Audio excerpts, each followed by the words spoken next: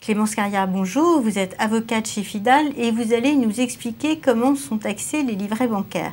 Alors, tout d'abord, est-ce qu'il y a des livrets exonérés? Alors oui, vous avez des livrets qui vont être exonérés à la fois d'impôts sur le revenu et des prélèvements sociaux. Donc il s'agit des intérêts qui sont versés au titre des livrets jeunes, livrets A et LDD.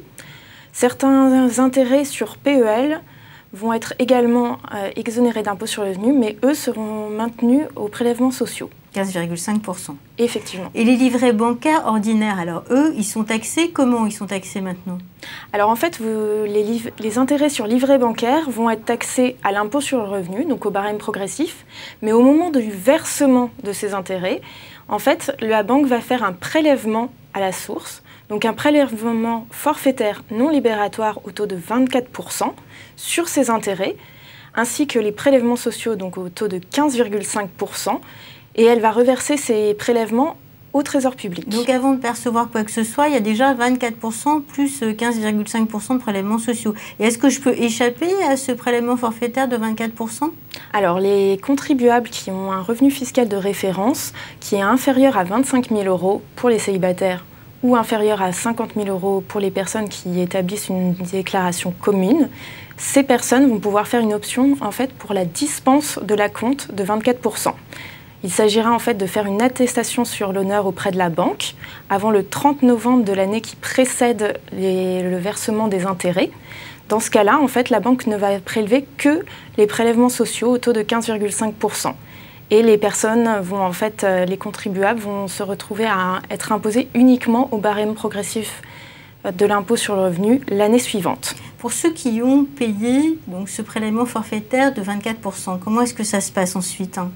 Alors ensuite, en fait, l'année suivant le versement des intérêts par la banque, ces personnes vont déclarer au moment de leur déclaration d'impôt sur le revenu les intérêts qu'ils auront perçus et leur impôt sur le revenu va être calculé sur ces intérêts.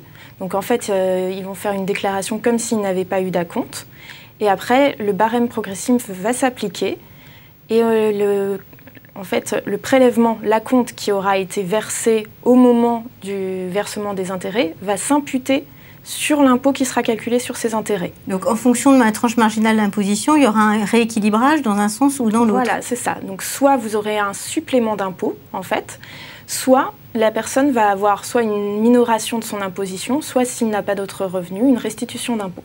Et par le passé, il y avait un prélèvement forfaitaire de 24%, mais celui-là, il était libératoire. Donc on ne payait plus d'impôts supplémentaires après. Est-ce que ça a complètement disparu?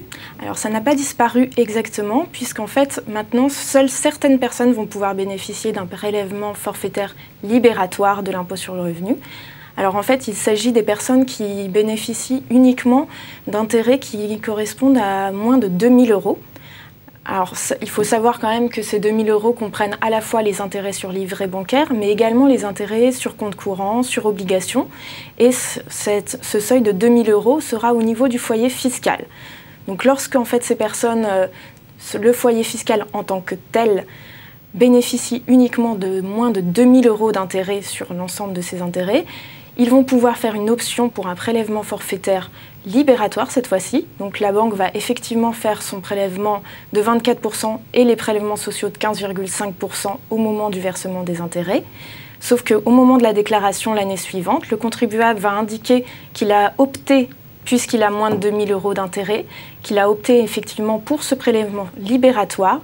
Et dans ce cas-là, en fait, l'impôt sur le revenu ne sera pas calculé sur ces intérêts. Il n'y aura que 24% qui seront prélevés, plus bien sûr les prélèvements sociaux de 15,5%. Et la déclaration de ces intérêts ne servira qu'à déterminer le taux marginal d'imposition. Clémence Carrière, merci. Je vous remercie.